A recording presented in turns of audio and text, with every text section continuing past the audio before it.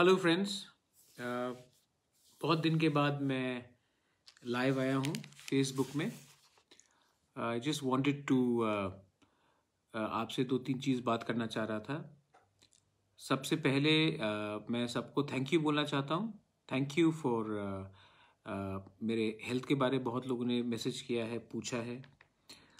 Health पहले से थोड़ा ठीक है, 100% ठीक नहीं हूँ लेकिन काफ़ी ठीक है।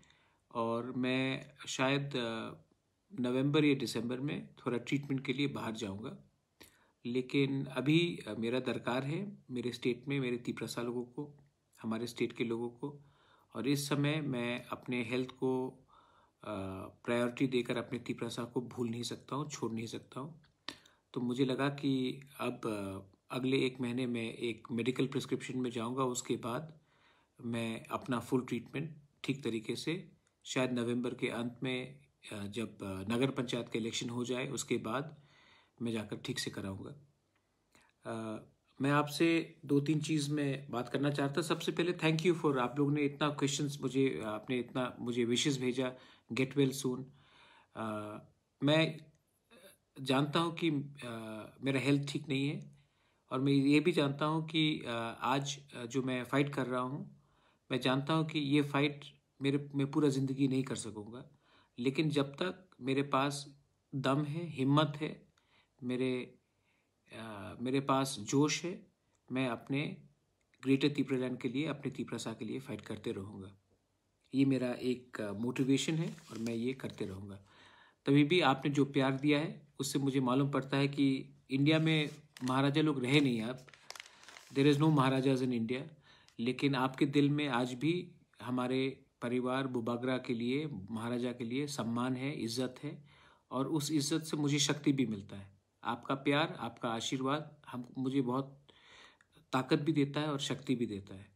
और जब हम लोग एक दूसरे से लड़ते हैं तो मुझे खराब भी बहुत लगता है, क्योंकि मैं पॉलिटिक्स में दिल से नहीं आया हूँ। मैं आया हूँ क्योंकि मुझे अपने 30 लोगों के लिए एक कॉन्स्टिट्यूशनल सोल्यूशन चाहिए। और ये कॉन्स्टिट्यूशनल सोल्यूशन मैं अगर अपने स्वार्थ से देखा, मैंने एमएलए बन के या मंत्री बन के या एमपी बन के, तो वो मुझे मिलेगा, लेकिन मेरे 30 लोगों को कुछ नहीं मिलेगा। इसी के लिए मैं इस ज़मीन में आया हूँ। और जिस दिन हमारा कॉन्स्टिट्यूशनल फाइट जो है वो हमें मिल जाता है, उसके बाद मुझे कोई राजनीति नहीं करना है। मैं कॉलेज खोलना चाहता हूँ, हॉस्पिटल खोलना चाहता हूँ, लोगों को हेल्प करना चाहता हूँ। पॉलिटिक्स पॉलिटिशियंस को करने दीजिए। मैं अपने लोगों के लिए एक बार एक होकर, थानसा होकर ग्रेटर तीपरालैंड के लिए फाइट करना चाहता हूँ। एक दो तीन चीज़ और था जो मैं आपको अपडेट देना चाह रहा था। सबसे पहले दिल्ली अभियान हमारा पूरा रेडी है। गवर्नमेंट ऑफ इंडिया हमें नहीं दे रहा है परमिशन 200 से ज़्यादा लोगों को इकट्ठा करने जंतर मंतर में। इसी के लिए हमने ये दिल्ली अभियान को फर्स्ट वीक ऑफ नवंबर के बाद हमने रेडी रखा है। ट्रेन भी पूरा बुक हो गया है। हम लोग 1200 लोग दिल्ली जा रहे हैं नवंबर को, फर्स्ट वीक के बाद। कल या परसों मंडे को प्रेस कॉन्फ्रेंस करके हम अनाउंस कर देंगे कौन से डेट में हम लोग दिल्ली अभियान जा रहे हैं। दिल्ली अभियान में हमारा मकसद क्या है?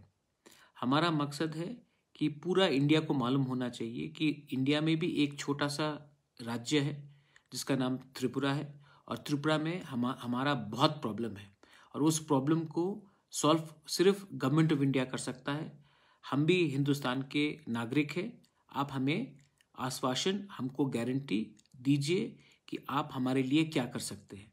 हमारा डिमांड ग्रेटर तीपरालैंड का है अंडर आर्टिकल 2 और 3, और हम इस डिमांड में गवर्नमेंट ऑफ इंडिया से बात करना चाहते हैं। हमें बात नहीं करना है कि किसको कितना मंत्री का पोस्ट चाहिए, किसको एमएलए चाहिए, किसको क्या सीट अलायंस चाहिए। हमें अपने लोगों के बारे बात करना है। हमको अपने बारे, अपने व्यक्तिगत के बारे, हमको क्या मिल रहा है वो उसके बारे नहीं करना है। हमें गवर्नमेंट ऑफ इंडिया से एक कॉन्स्टिट्यूशनल सोल्यूशन चाहिए। ये हमारा दिल्ली अभियान है, और इसमें हमने पूरा ट्रेन बुक किया है। 1200 लोग नवंबर के फर्स्ट वीक के बाद हम लोग सब जा रहे हैं। मैं भी जाऊंगा, और मैं भी जंतर मंतर में आपके साथ बैठकर मैं भी आंदोलन करूंगा। शायद पहला बार है कि रॉयल फैमिली का कोई भी मेंबर जंतर मंतर में खुद बैठकर ग्रेटर त्रिपुरा के बारे डिमांड कर रहा है।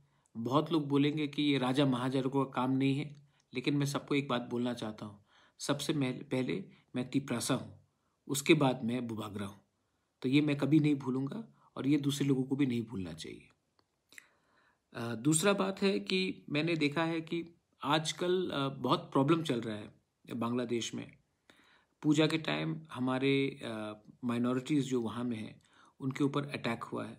बहुत दुख लगता है, बहुत ख़राब लगता है, क्योंकि कहीं में भी आप माइनॉरिटी को टारगेट करने से मतलब कि किसी को क्या मिलता है, वायलेंस से किसी को क्या मिलता है। तो जहाँ में मंदिर को जलाया गया, पूजा पंडाल को तोड़ा गया, माइनॉरिटीज़ को मारा गया, हिंदू लोगों को वहाँ में मारा गया, ये गलत बात है। और इस समय बहुत लोग इंडिया में भी बोल रहे हैं कि इसका हमको बदला लेना चाहिए मस्जिद को तोड़कर, इसको हमको बदला लेना चाहिए मौलवी को मारकर। ये गलत बात है। हम एक सेक्युलर स्टेट है और हमें दूसरे की गलती को देखकर उसको कॉपी नहीं करना चाहिए।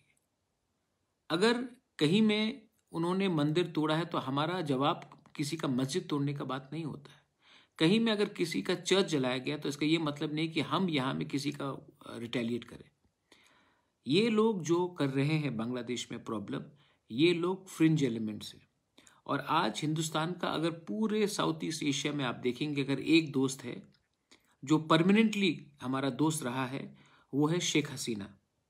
और वो हमारे जो बांग्लादेश के प्राइम मिनिस्टर है, इस समय हमें उनके ऊपर विश्वास करना चाहिए कि वो ये गुंडे लोगों को जिसने पूजा का पंडाल को तोड़ा है वो उनको अरेस्ट करेंगे, उनके खिलाफ कार्रवाई करेंगे। यहाँ में अगर हम उन्हीं को अटैक करने लगेंगे तो उनका पोजीशन बांग्लादेश में कमज़ोर होगा। बहुत लोगों को समझना चाहिए कि ये जो हो रहा है बांग्लादेश में, ये पूरा प्लानिंग के साथ हो रहा है, एक कॉन्स्पिरेसी है। और इस समय हिंदुस्तान का अगर एक दोस्त है तो वो शेख हसीना है और उनको ऊपर हमें पूरा विश्वास करना चाहिए। और मेरा पूरा विश्वास है कि वो हमारे माइनॉरिटीज़ को प्रोटेक्ट भी करेंगे और जो गुंडे लोग ने, जो कम्युनल लोगों ने ये जो किया है उसके खिलाफ भी एक्शन लेंगे। लेकिन त्रिपुरा में भी बहुत लोग हैं जो रिटेलिएट कर मस्जिद को या चर्च को या कहीं में भी लोगों को धमका रहे हैं। मैं उनको वार्निंग देना चाहता हूँ, अगर उन्होंने गलती किया है तो इसका ये मतलब नहीं कि आप भी गलती करें। इमोशन सबका रहता है, लेकिन इमोशन का ये मतलब नहीं है कि अगर किसी ने किसी के घर में हमला किया या किसी के बीवी को अटैक किया या किसी को बहन को मारा या भाई को मारा तो हम भी ऐसी कर उनके जैसे बन जाए। तो मैं बोलना चाहता हूँ कि ऐसे जो वायलेंस हो रहा है त्रिपुरा में, जहाँ में हम अपने ही माइनॉरिटी को अटैक कर रहे हैं, हम में और दूसरे देश में क्या फ़र्क रहेगा अगर हम अपने देश में अपने माइनॉरिटीज़ को प्रोटेक्ट नहीं कर सके। त्रिपुरा का एक अलग कल्चर रहा है। त्रिपुरा में महाराजा त्रिपुरा ने शुजा के लिए मस्जिद बनाया। आज भी उज्जैनता पैलेस में हफ्ते में 2 बार नमाज पढ़ा जाता है पीर बाबा आकर। त्रिपुरा का रॉयल फैमिली ने कभी धर्म के नाम में किसी को डिस्क्रिमिनेट नहीं किया है।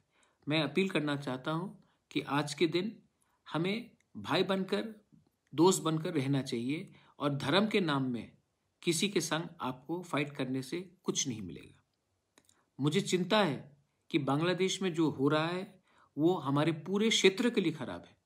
अगर शेख हसीना कमज़ोर हुई और बांग्लादेश में कम्युनल एलिमेंट्स आ गए तो आज के दिन 1 करोड़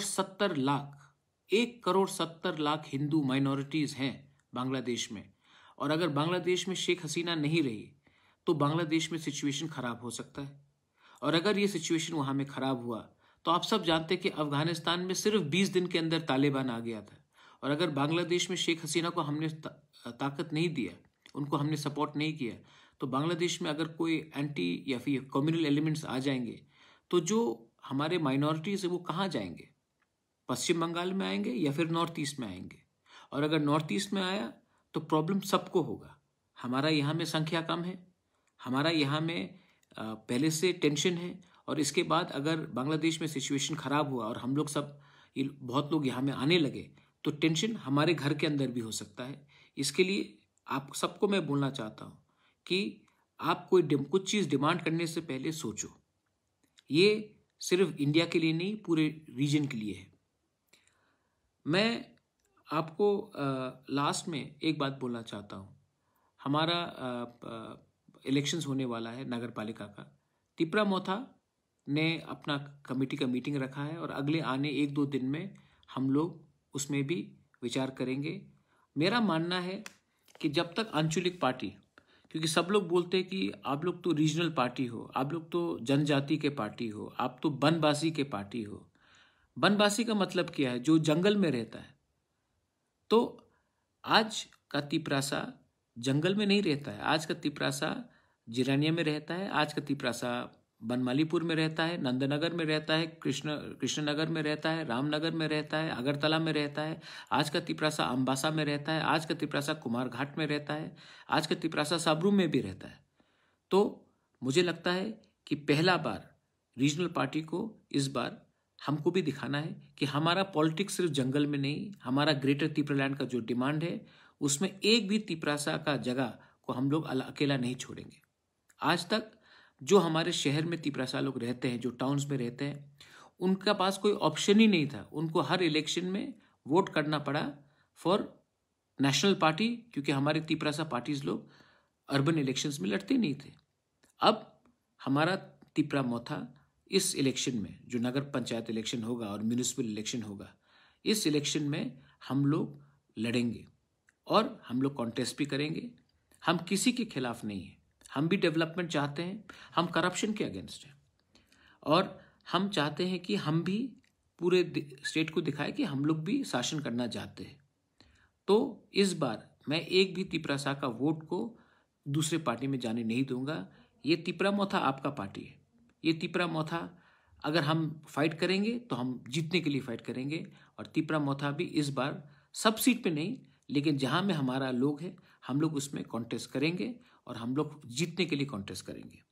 और जो लोग हमें सपोर्ट करते हैं, बंगालीज हो, मुस्लिम्स हो, मणिपुरीज हो, हिंदुस्तानी वर्कर्स हो, कोई भी हो जो त्रिपुरा को ठीक रास्ते में ले जाना चाहता है, मैं आपको अपील करता हूं कि आपने सबको चांस दिया है।